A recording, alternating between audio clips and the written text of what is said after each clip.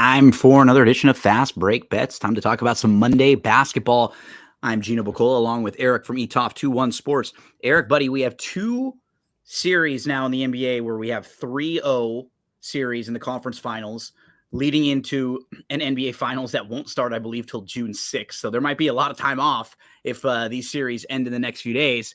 But to me, when I'm watching these two, they just feel like completely different series. They almost feel like completely different sports where, like, watching Dallas along the way, they've kind of played pretty well up and down, different matchups. But I think what we're really seeing in the West is one team executing a little better down the stretch, one team's best players playing a little bit better. And that's why right now, if you stacked up Towns and Ant against Luka and Kyrie, it's really no contest. And that's kind of the difference in these close games down the stretch. Unfortunately, in the other conference, Boston's just been head and shoulders more talented than every single team, than every game they've played along the way. There hasn't been one time where the opposing team has been even close to the talent level that Boston's had out there. So it's so hard to get a feel for the team in the game we're talking about tonight. I think on the other side, we're seeing teams that have been pretty tested along the way, and Dallas is executing, and man, they have been really good in clutch. Even if they're not great throughout games, that last 5 minutes, with the ball in Luka and Kyrie's hand, they're going to be pretty efficient.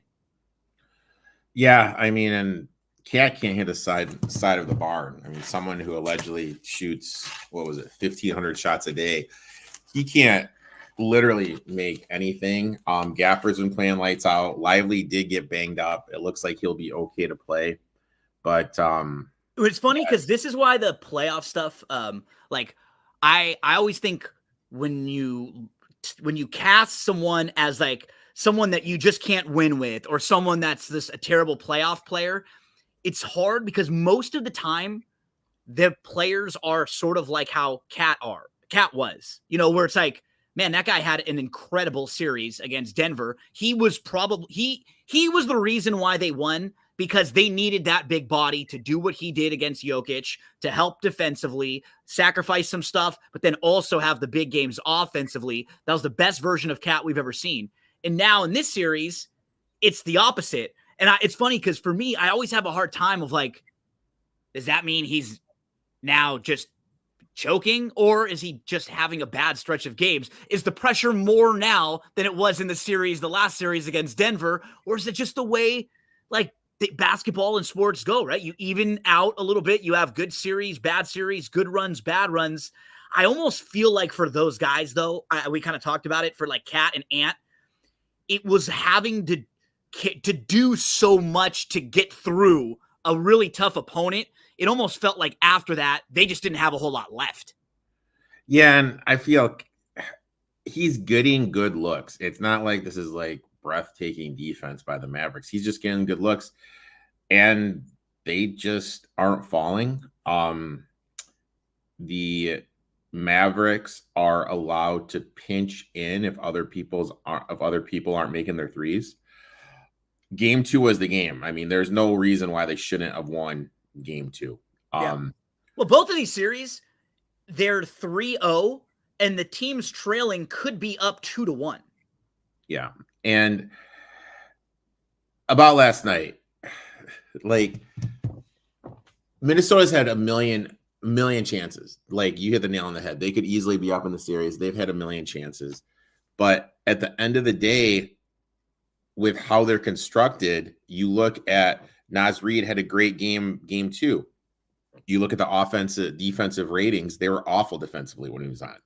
You look at Gobert, this has been the issue with him. He switches out and he's lost on defense. So I don't know what other thing Minnesota can throw on him. Obviously, Cats and both Ant are due for some shooting regression games.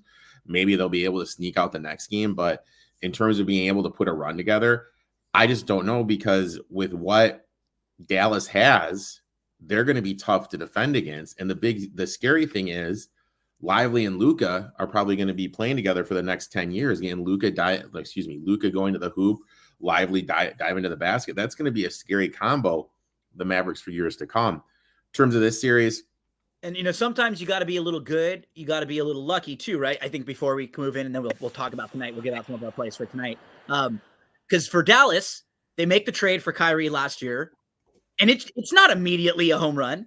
They don't make the playoffs.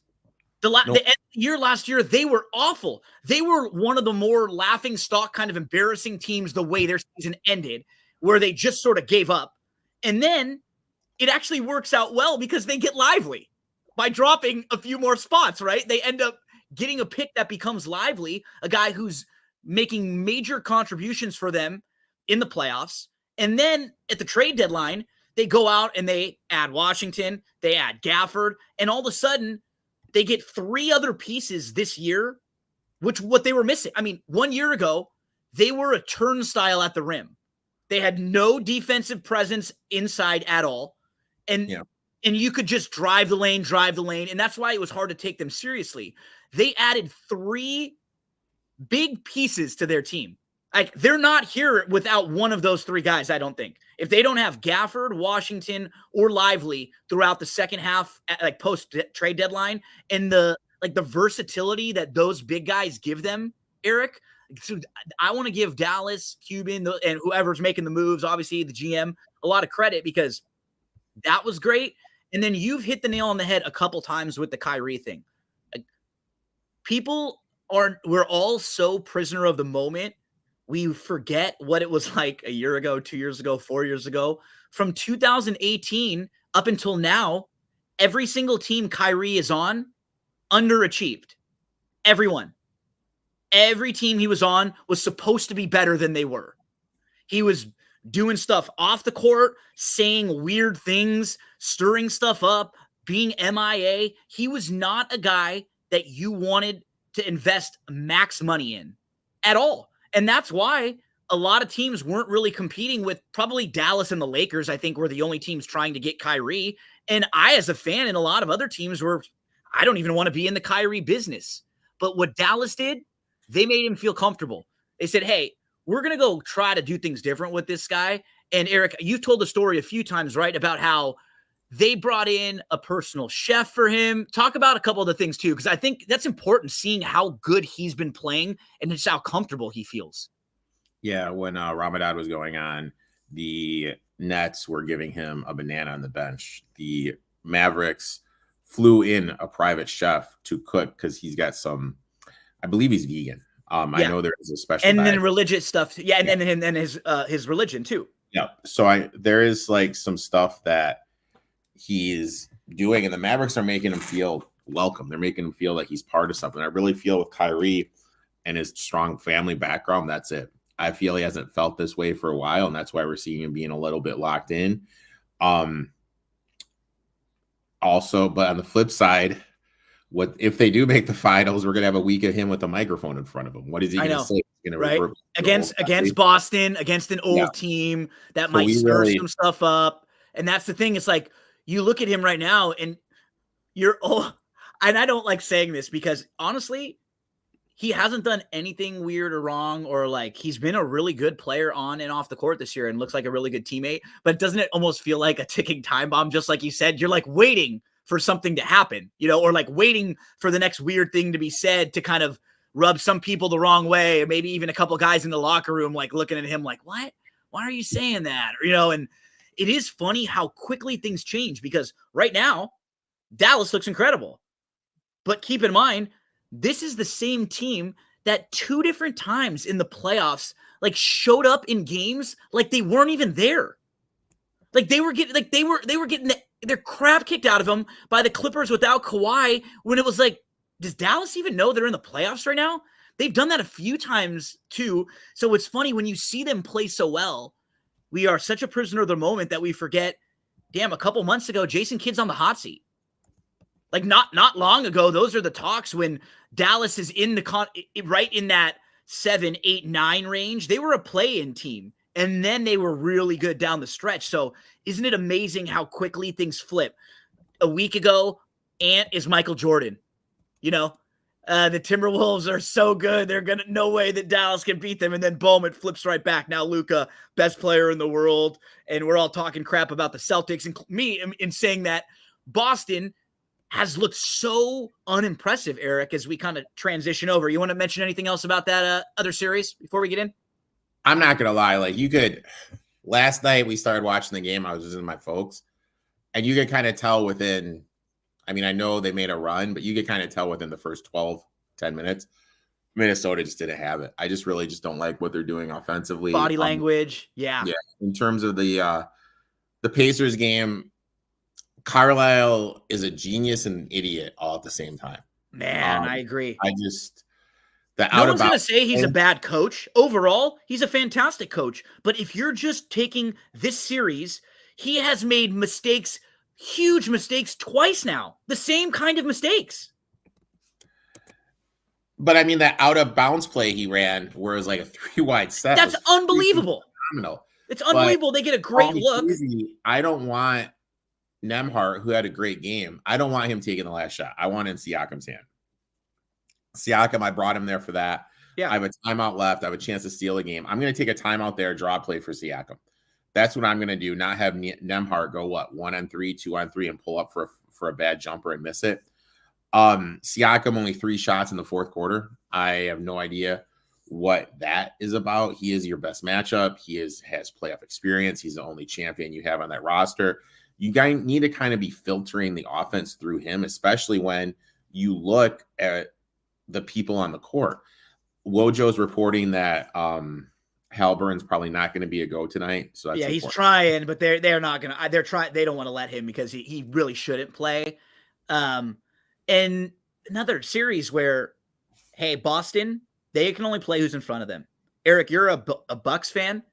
I guarantee you right now, you would trade places with the Celtics if your team was healthy, and you wouldn't mind that people were giving you crap because you were only beating hurt teams. You would trade right there in a minute. But so as a fan of the Celtics, you only beat who's in front of you, you're happy. But as all of us as analysts and gamblers that are watching these games and trying to, go back and rewatch the games after, Boston just has not been playing very well. They played really well throughout a lot of the regular season. They have not played at that same level. Is it maybe a mental thing because they know they're not having to play a full Miami Heat team? They know they're not having to play a full Cavs team. They know they can really turn it on at any point and probably still get a win. Sure, maybe that's a factor. But even if that's the case, Eric, I still don't like that because you cannot do that all the time and think it's going to work well. And you just feel like so many of these games, Boston has gotten they've had the ability to not play well. And just because they were playing teams that they were so much more talented than, they got to win. I mean, you're watching the game the other night and Boston's going to make a run when Indy's up big. And then down the stretch, you're just comparing. It's like, who other teams are having McConnell and Nembhard running their offense in the last 3 minutes of an Eastern Conference Finals game? That's just such. That's, but I mean, there's the mental letdown of, hey, we're dropping because Halburn's not in. Oh, absolutely, right. And that's what I mean. And that's what's so hard because all we can say is what we've seen from them, and it's not. It's so lackluster. And I guess part of it, I think, is just being a fan of basketball, right? I'm a Lakers fan. I root against the Celtics. It's fun to root against them. They're a good basketball team, but I want to see them challenge. I want to see them have to beat the Bucks with Giannis and Dame, to have to beat just the best version of all these teams. And they haven't had to do that. And, you're watching Minnesota and Dallas on the other side, or Oklahoma City or Denver, or in all those series in the West. And anytime one of those teams would take their foot off the gas for 5 minutes, the other team would go on a huge run and probably win and make them pay for it. That's what it's supposed to be like in the playoffs. And it just so much feels like Boston's playing against their younger brother, all the time. And what do you think they do tonight? How do you get a gauge for this game? Does Indy have one more left to throw? I mean, do they even, do they come out firing? You play them first quarter, first half? Talk to us about your plays tonight. I did 2 plays. The first one, I got this a little earlier. I got the Celtics -7. I still play it at -7.5. Pacers had their chance on Saturday. That was it, right? I think so too. career days from Nemhart and Turner blew a 7-point lead with 2:30 left. Could easily be up 2-1, but they're down 3-0. And the thing we need to remember is teams know when they're down 3-0. No team in NBA history has come back from this deficit. Is it going to happen eventually? I think so. Eventually it's going to happen. I don't think it's going to happen here. Celtics with Mazzulla as a coach in the playoffs, coming off a game they win but didn't cover, 71.4% ATS. Road teams that are in closeout games, when favored, 58% ATS. Teams favored in sweep games on the road, 56% to ATS. Mentally, I think the Pacers are done. Trends say they're done. I just don't know offensively what else you can get. What more they can get. You got over 50 points from Nemhauer and Turner. And if they had 23 from McConnell.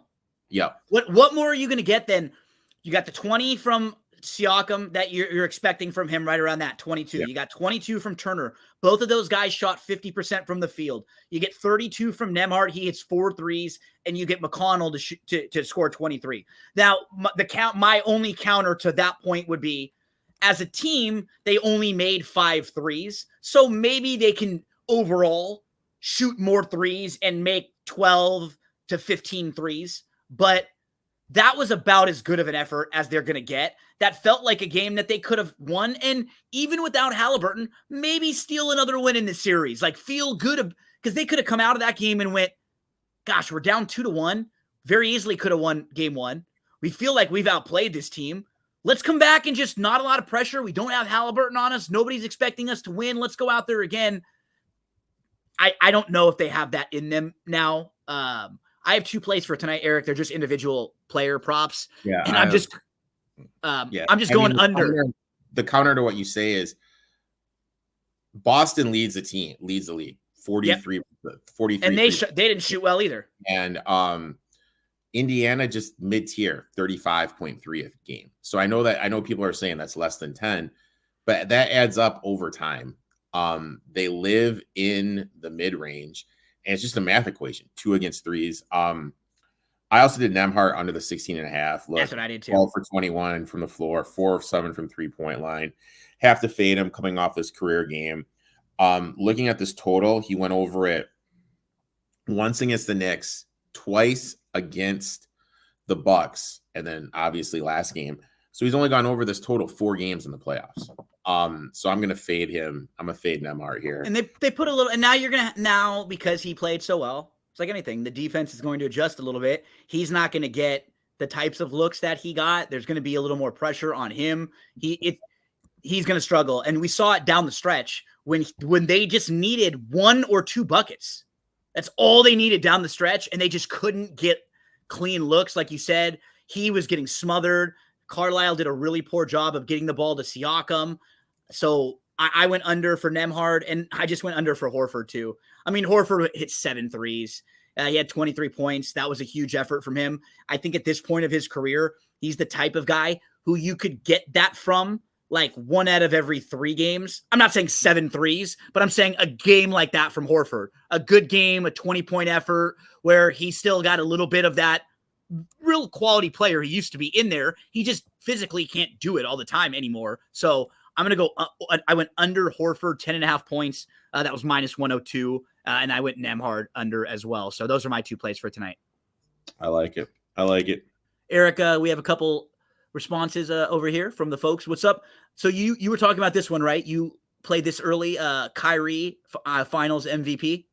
Yeah. After the first game, I said to take Kyrie as the finals MVP. I think we got 28-1.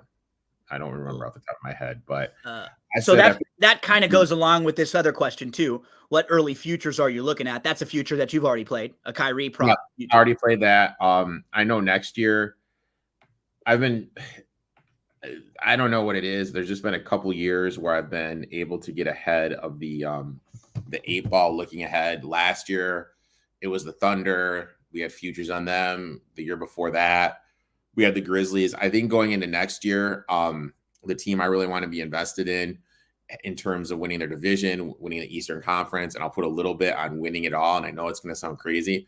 The Orlando Magic. I think they're like a player away. I think Paulo could take a step forward. A lot of cap space. They do truly need to add like that quote unquote number 2 player. Yep. Their defense is nice because it just gives them a really good baseline, right? And you can see them having a championship level defense with some of their personnel that they have, with a guy like Isaac, continuing to get more and more healthy and getting more reps under him and the versatility that he has. So yeah, and looking at the East, look at like this year. Is it always going to be like this? No, but the East is not that strong. It's not scary. And they were the 5th seed this year. Sorry. No, yeah, I like that a lot because it's not one that people will immediately gravitate towards, and I could absolutely see them. They were in a game 7 with Cleveland. You're telling me if they were on the other side of the bracket and they were playing some of these teams that were banged up, they could have been right here. Mm-hmm. And where the Pacers are. Anything can happen. I mean, look at it. Like Giannis hurt, Mitchell hurt. Embiid's always getting hurt. Butler might be gone. He's getting older. Butler could be gone. You really Mitchell could be gone. So I definitely like that one. I think they're going to be active. Look to get in that. A fun one. I got this one at 40-1. Johnny Bryant. He is an assistant coach for the Knicks. Used to be an assistant coach for the Jazz. Betting him to be the new Cavaliers coach. I know Atkinson's the front runner, but he's got a friendship with Mitchell. And if their number 1 priority is to keep Mitchell, then that's going to be who they're probably going to go after.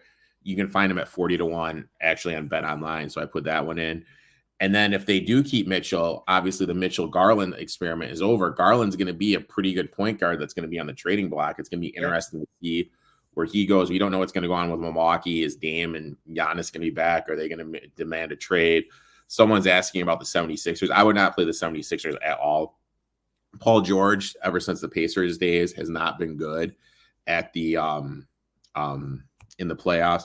Embiid, for a look, as everyone wants to say how good he is, he's not been out of the second round of the playoffs. No. So, the only MVP ever, I think? Yeah. I would not play the Sixers if they added George. I mean, the thing is there's always going to be value. When we kind of look at these teams, Dallas was 20-1 a little while ago, right after the Gafford trade. Boston, I think, was like 5-1. Now, there's always going to be value to find these teams and they can take a position. You don't want to buy them when they're at their low, and everyone's going to say, oh my God, the Sixers, they're going to add Paul George. Look how good they're going to be. You're already going to be behind the market. So I wouldn't do that one.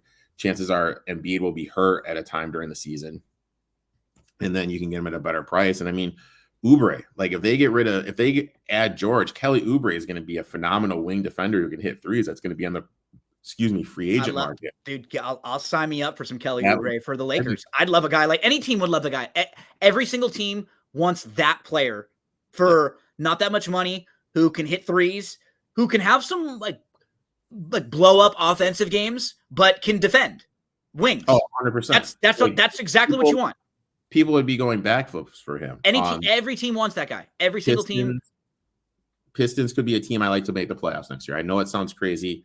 No, but the East teams are the teams who are attacking, right? Because when you look at the West, just overall, all the teams that were in the playoffs this year. I mean, you just think about, okay, if those rosters or similar to those rosters came back, those are all at least solid teams. And then you add Wembanyama on the Spurs, they're going to be better. If Ja and the Grizzlies are a little healthier, that team is way more competitive. No. Like if Zion, who had a healthy year this year, but you know what I mean? Like you look at all the teams on the bottom of the West and they have the right to only get better. And at the top, you've got OKC, who's good. Dallas, if this group stays around, is good. Minnesota with Ant, they'll probably be pretty good for a while. Like that's a wide open, just tough conference. Like the thing with Minnesota, I read it. I mean, you look at, but they don't have a lot of wiggle room. Yeah, they have no wiggle room. So it'll be interesting to see what they do. You mentioned the Pelicans. Trajan Langdon, who's responsible for putting together that team, he actually is the new director of personnel for the Detroit Pistons. So the big Nice. rumor is they're going to be adding Ingram. They're going to be looking to build around Ingram and Cunningham. And if the Heat get rid of Butler, which is a possibility, there's a lot of moving pieces. So definitely, Absolutely. Long story short, the East is where you want to attack. Like, I have the Magic, like, let's say the Magic add, geez, even if they add Paul George, that's just a defender, someone that you can add. I like that one kind of there. Add Jimmy Butler. Yeah. Add OG Anunoby, get another wing defender. Mitchell's going to go somewhere and impact someone in the East or the West. You know that, like the Knicks. Well, if Mitchell stays, Garland's going to move. So one of those guys is moving. And then probably Jarrett Allen's going to be on the move too. So there's definitely going to be some stuff, some pieces moving on that we don't even expect at this time. So it's going to be an interesting offseason with the association. It always is. Erik, tomorrow will be game 4 in the Western Conference Finals. We'll see if the Minnesota Timberwolves can stay alive and pick up at least one game in this series. We will have our show for you tomorrow at 6:00 p.m. Eastern time. So we'll probably be recording earlier in the day tomorrow, right? Yes. Yep. Okay. So we'll have it. We won't be live, but anytime we are live, we always love hearing from you. I know Erik did a couple shows this weekend and helped out, and we may have a few days off before this, but then once the NBA season is done, we'll have a lot of football stuff coming up, Erik. We'll be previewing divisions, and then whenever there's games, every week we'll have our NFL shows like we did, previewing all the games, and maybe even talk about doing stuff on Thursdays and Mondays for the games like we do here, where we could do something quick, put out our best bets for the days there. So as we finish up with basketball season, not far away from all the preparation, all the hard work starting for football season. Good luck tonight when your plays, buddy. Thanks so much, everyone, for hanging out with us. Good luck to you in all of your plays. We'll be back again tomorrow right here on Fast Break Bets. Oh, Erik, before we get out of here, parlay play. So I'm under on both the two that I mentioned. I went under Nembhard. I went under on Horford. Parlay play is a website where you can parlay props. What's great about it, Erik, is for people like me in California or places where you can't wager legally yet, you can put together a couple of props in a parlay, and this site is completely legal, and you can get a little bit of a bonus when you use our promo code NFL Betting Blitz. So talk to us about the ways you're playing tonight. I just did the Tatum under for threes because he's only gone over this one time this series, 2 times in the playoffs, and then the Nembhard points under. And so we're both on the Nembhard points under, and you heard the different ways we're going to put other props together. Maybe you put all of them together, and I think depending on how you play, though, sometimes you can only do one on each team. So best of luck tonight. Best of luck if you're playing parlay play. We'll talk to you tomorrow about the Western Conference Finals. Tonight, let's see if the Pacers can extend this series, or are the Celtics going to sweep their way into the NBA Finals?